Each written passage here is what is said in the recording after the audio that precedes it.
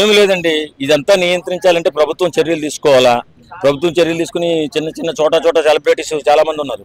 వీళ్ళేదో వాళ్ళ వల్ల ఇప్పుడు చిన్నపిల్లలు మాలాంటి వయసు పెరిగిన వాళ్ళు అంటే పెద్దోళ్ళు అయితే గమనిస్తారు దీనివల్ల ఏం నష్టం జరిగింది, ఏం లాభం జరిగింది. చిన్నపిల్లలు 14 నుంచి 16, 18 సంవత్సరాల కుర్రోళ్ళు బెట్టింగ్ యాప్కి ఎడిక్ట్ అయిపోతారు.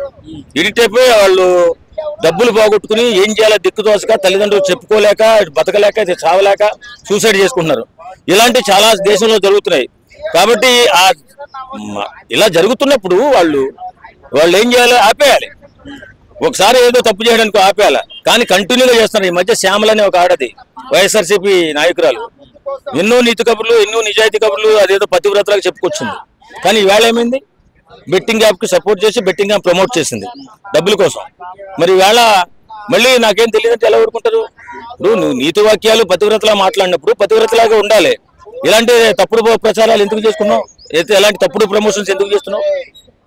అంటే నువ్వు నీ నీచ సంస్కృతి అలాంటిది అన్నమాట. కాబట్టి ఎప్పటికైనా ప్రభుత్వాలు వీటిపై గట్టి చర్య తీసుకోవాలా. పోలీస్ డిపార్ట్మెంట్ వీటిపై ఉక్కుపాదం మోపాలి ఫస్ట్. ఎందుకంటే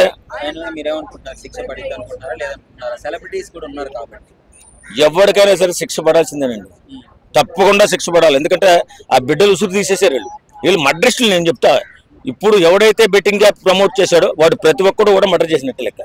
ఇంతమంది చచ్చిపోతుంటే కళ్ళు కనపట్లేదా? ప్రతి ఒక్కరిని కూడా శిక్షించాలని నా మనస్ఫూర్తిగా కోరుకుంటున్నాను.